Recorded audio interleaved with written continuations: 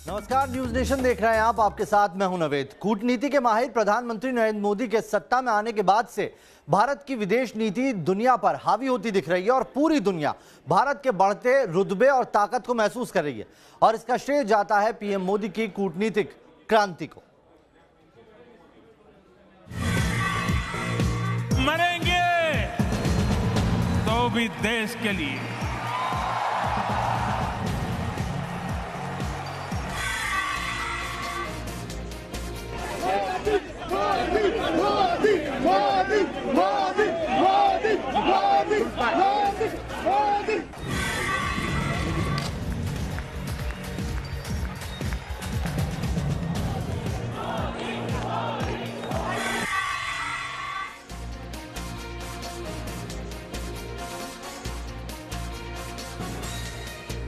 दुनिया में पीएम मोदी की कूटनीति का डंका बज रहा है। वो देश ही नहीं विदेशों में भी इतिहास रच रहे हैं। पीएम मोदी की पॉपुलैरिटी देश की सरहद के पार भी रिकॉर्ड बना रही है।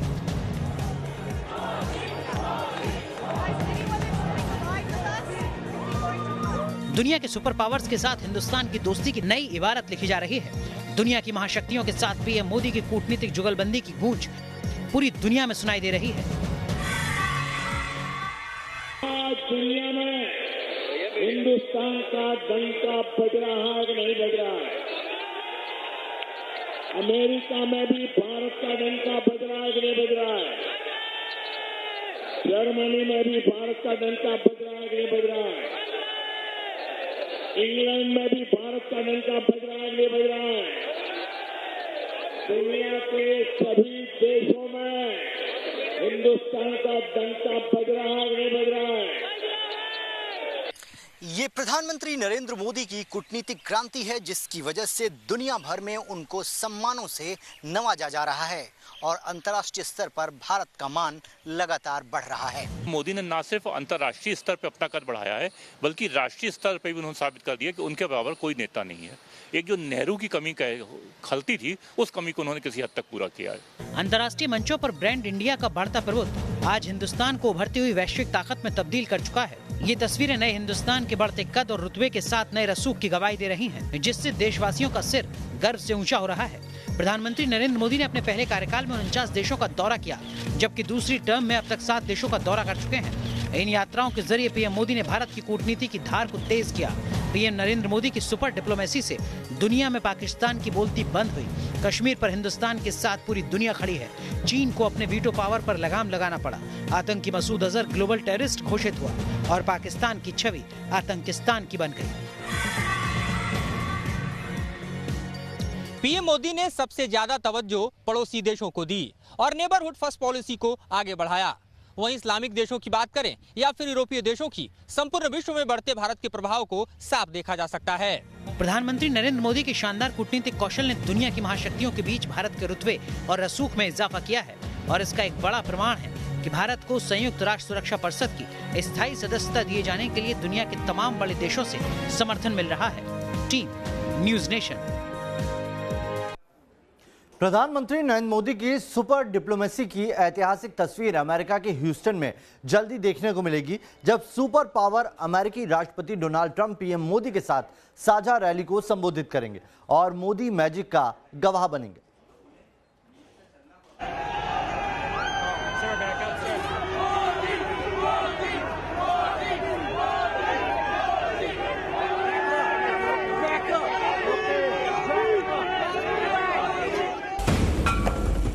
प्रधानमंत्री नरेंद्र मोदी की गेम चेंजर डिप्लोमेसी, अमेरिकी राष्ट्रपति ट्रंप के साथ करेंगे महारैली।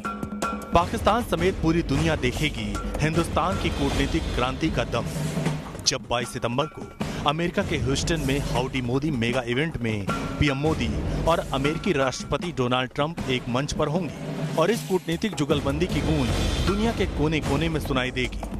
हाउडी मोदी जो ये कार्यक्रम होने जा रहा है, इसमें 50,000 से ज्यादा लोग अभी तक रजिस्ट्रेशन करा चुके हैं और ये पहला मौका होगा जब भारतीय प्रधानमंत्री के कार्यक्रम में अमेरिकी राष्ट्रपति भी शिरकत करेंगे। ट्रंप भी वहां मौजूद रहेंगे जब प्रधानमंत्री नरेंद्र मोदी जो हैं भरतवंशियों को संबोधित करेंगे। कहा जा रहा है कि अमेरिकी चुनावों को देखते हुए भारतीय समुदाय के वोट बैंक पर ट्रंप की नजर है और इसी के चलते वो प्रधानमंत्री नरेंद्र मोदी के इस कार्यक्रम में शिरकत कर रहे हैं, जो प्रधानमंत्री नरेंद्र मोदी की बढ़ती हुई नजदीकियां ट्रंप से और भारत और अमेरिका के मजबूत होते रिश्तों को दर्शाता है।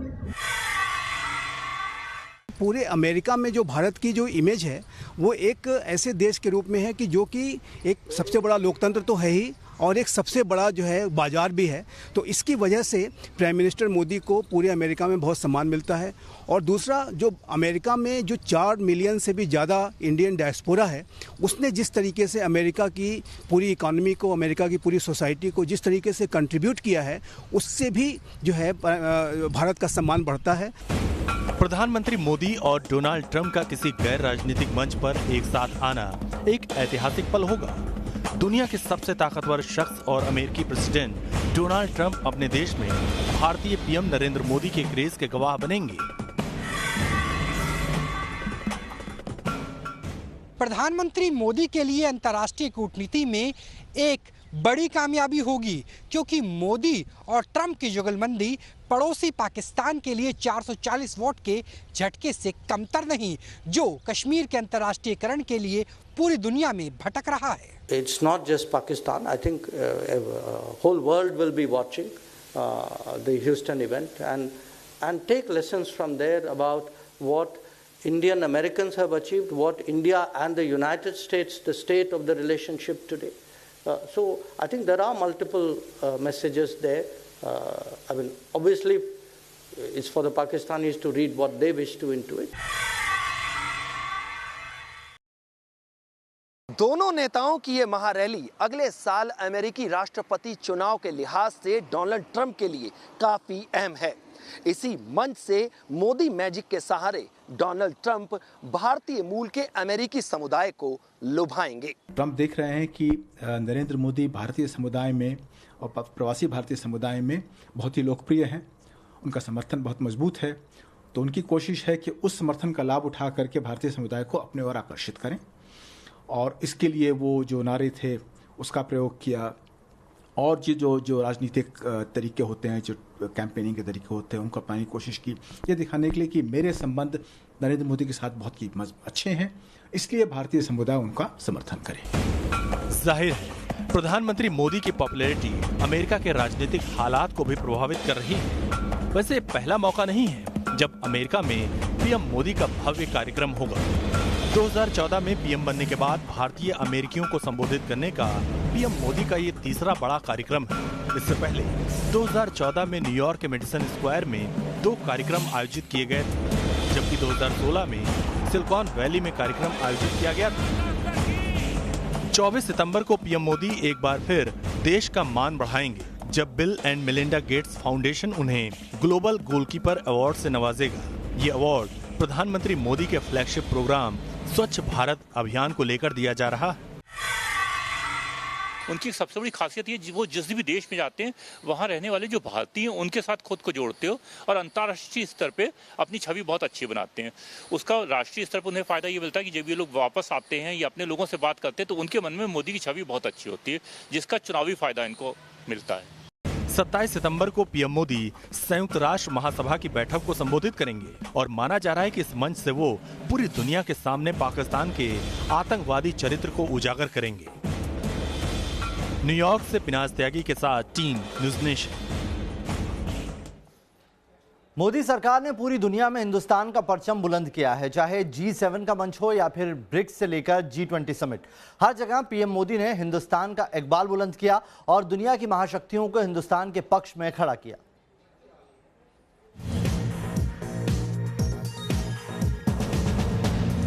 G7 समिट के दौरान पीएम मोदी और अमेरिकी राष्ट्रपति ट्रंप की गर्मजोशी भरी मुलाकात की इन तस्वीरों की गूंज पूरी दुनिया में सुनाई दी, तो साथ ही हिंदुस्तान की कूटनीतिक क्रांति का दम भी दिखा, जब पीएम मोदी ने कश्मीर पर पाकिस्तानी प्रोपेगेंडा को लेकर अमेरिकी राष्ट्रपति ट्रंप के सामने 2 टूक शब्दों में भारत के नजरिए को जाहिर किया और उनकी इस साफगोई से ट्रंप को भी अपने सुर बदलने पड़े।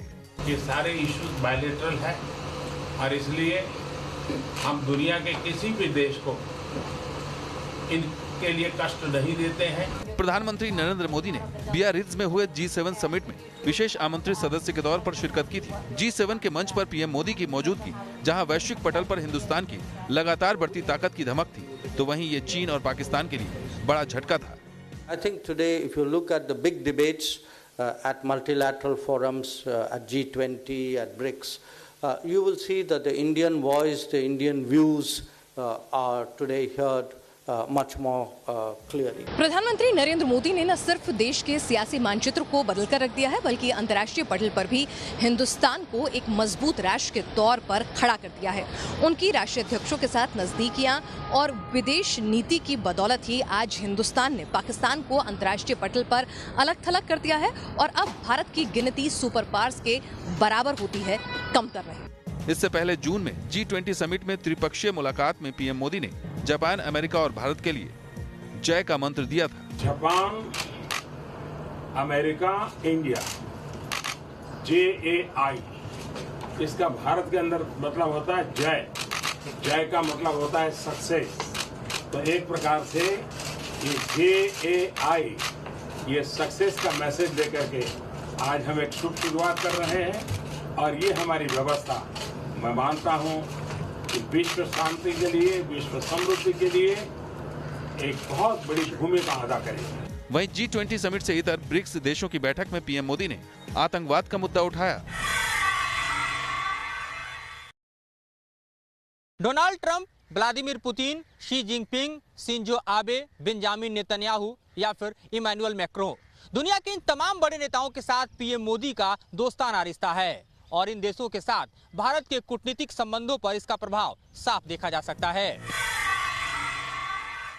एक उनके व्यक्तित्व की ऐसी खासियत है कि वो केमिस्ट्री वो डेवलप कर पाते हैं और वो सभी राष्ट्रीय अध्यक्षों के साथ उनके बहुत ही अच्छे संबंध हैं और ये इस बात को भी दर्शाता है कि प्राइम मिनिस्टर मोदी जब विदेश में जाते हैं तो उनका जो सम्मान होता है वो एक विश्व नेता के रूप में होता है, उनको एक वर्ल्ड लीडर के रूप में देखा जाता है।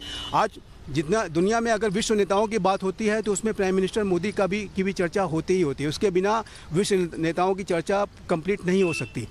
पीएम मोदी की विश्व विजय की एक बड़ी उपलब्धि है दुनिया की दो महाशक्तियों को एक साथ साधना।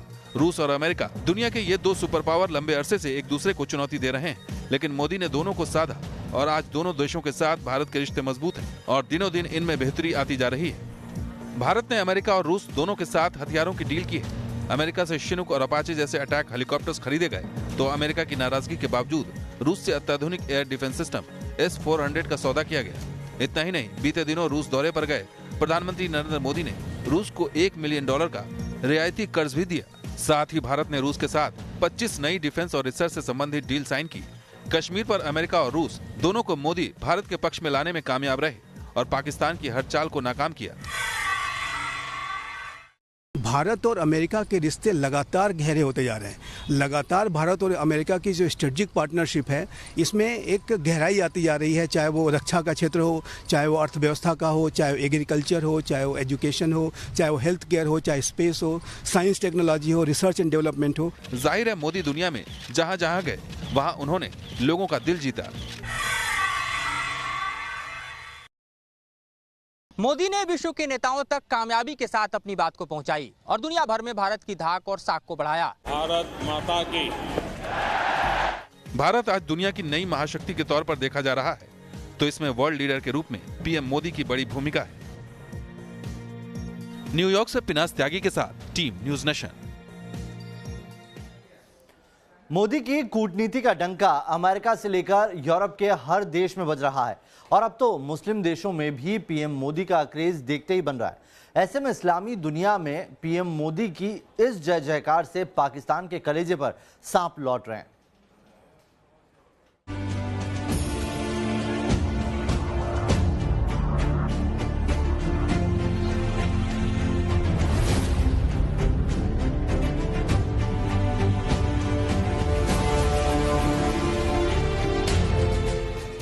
जब इस्लामिक देशों में प्रधानमंत्री नरेंद्र मोदी की जय जयकार हो रही थी, तब पाकिस्तान का कलेजा तार तार हो रहा था। पीएम मोदी को मिल रहे ये सम्मान कश्मीर पर दुनिया भर में अनर्गल प्रलाप कर रहे पाकिस्तान के लिए अपमान के घूंट साबित हो रहे थे। प्रधानमंत्री नरेंद्र मोदी के सम्मान में पलक पावड़े बिछाए इस्लामिक वर्ल्ड की इन तस्वीरों ने पाकिस्तान की आखिरी उम्मीद भी खत्म कर दी। कभी पाकिस्तान के बड़े पैरोकार रहे ये मुस्लिम देश आज पाकिस्तान के खिलाफ जाकर भारत का समर्थन कर रहे हैं और भारतीय प्रधानमंत्री को अपने अपने देश के सर्वोच्च सम्मानों से नवाज रहे हैं। सऊदी अरब और यूएई को धार्मिक आधार पर पाकिस्तान का समर्थक देश माना जाता था, लेकिन अब हालात बदल चुके हैं। पीएम मोदी ने अपने सुपर डिप्लोमेसी के बदौलत सऊदी अरब और यूएई को भारत के पक्ष में ला खड़ा किया। वहीं अंतर्राष्ट्रीय पटल पर भी पाकिस्तान को अलग थलग करने में भारी सफलता मिली। जानकारों का मानना है कि पीएम मोदी की इनोवेटिव फॉरेन पॉलिसी से भारत के मुस्लिम देशों के साथ बेहतर संबंध बने हैं जो इससे पहले कभी नहीं रहे। सऊदी प्रिंस मोहम्मद बिन सलमान ने अपनी भारत यात्रा के दौरान पीएम मोदी को बड़ा भाई कहकर संबोधित किया था। वहीं सऊदी अरब की भारत में करीब 100 अरब डॉलर के निवेश की योजना है। पीएम मोदी की ग्लोबल लीडर की हैसियत ही है कि बीते 5 साल से ज्यादा वक्त में मुस्लिम देशों से 6 बड़े सम्मान हासिल हो चुके हैं। 25 अगस्त 2019 को पीएम मोदी को बहरीन में the King Hamad Order of the Renaissance से सम्मानित किया गया।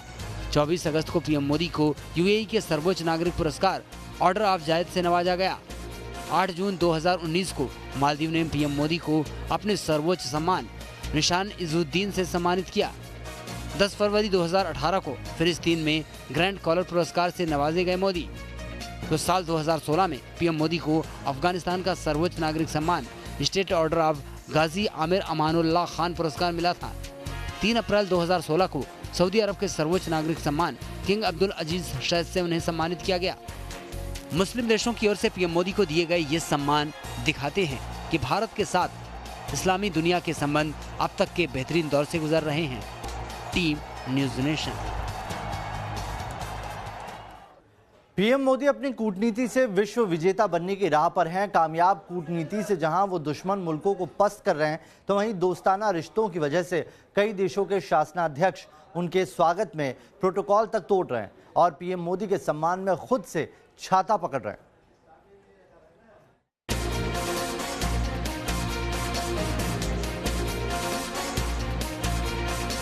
दूसरी बार प्रधानमंत्री बनने के बाद प्रधानमंत्री नरेंद्र मोदी सबसे पहले मालदीव और श्रीलंका की यात्रा पर गए।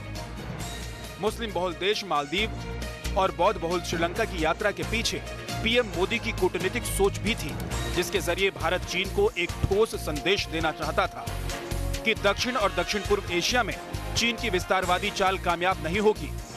पीएम मोदी का मालदीव दौरा इस मायने में भी महत्वपूर्ण रहा कि इस दौरान उन्हें मालदीव के सर्वोच्च सम्मान रूल ऑफ निशान इजुद्दीन से नवाजा गया। इस दौरे में मालदीव के साथ रक्षा और समुद्री सुरक्षा जैसे प्रमुख क्षेत्रों में 6 द्विपक्षीय करार हुए। वहीं प्रधानमंत्री मोदी ने मालदीव की संसद मजलिस को संबोधित करते हुए पाक प्रायोजित आतंकवाद पर हमला भी बोला। मालदीव के बाद पीएम मोदी जब 9 जून को श्रीलंका पहुंचे तो उनका भव्य स्वागत हुआ। पूरा कोलंबो मोदी मोदी के नारों से गूंज उठा। सबसे अहम बात यह रही कि पीएम मोदी के स्वागत में श्रीलंका के राष्ट्रपति मैत्रीपाला सिरिसेना प्रोटोकॉल तोड़कर खुद भी पहुंचे। पीएम मोदी ने एससीओ में पाक पीएम इमरान खान की मौजूदगी में उन्हें आतंकवाद के मुद्दे पर घेरा।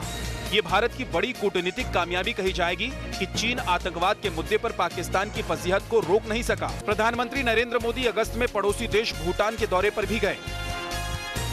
सदियों से भारत के विश्वस्त देश भूटान के साथ hydro power project, knowledge network, multi speciality hospital, space satellite, RuPay card के इस्तेमाल समेत 9 समझौतों पर हस्ताक्षर किए गए। इन समझौतों का मकसद साफ था, चीन को संदेश देना। क्योंकि भूटान ही दक्षिण एशिया में एकमात्र ऐसा देश है जिसका चीन के साथ कूटनीतिक संबंध नहीं है। भूटान चीन के वन बेल्ट वन रोड का भी हिस्सा नहीं है। अब तो चीन को भी समझ में आ चुका है कि भारत कूटनीति से लेकर सामरिक मोर्चे तक हर चुनौती का पुरजोर जवाब देने के लिए फॉर्मूले पर काम कर रहा है। भारत के रुख में ये बदलाव मोदी सरकार के दौर में खुलकर सामने आया है। डोकलाम से लेकर लद्दाख तक में चीन को हिंदुस्तान की ताकत का एहसास हो चुका है और इसी का नतीजा है कि यूएनएससी में भी चीन के वीटो पावर पर लगाम लगी और 1 मई 2019 को जैश सरगना मौलाना मसूद अजहर वैश्विक आतंकी घोषित किया गया। मोदी ने Vietnam, Malaysia, Indonesia, Singapore, Thailand, Japan और दक्षिण कोरिया जैसे देशों से भारत के संबंध मजबूत किए, सामरिक, राजनयिक और व्यापारिक साझेदारी बढ़ाई। ये वो देश हैं जिनका चीन के साथ विवाद रहा है। भारत से मिले समर्थन और मदद ने चीन के खिलाफ इन देशों के पक्ष को मजबूती दी। Team news nation.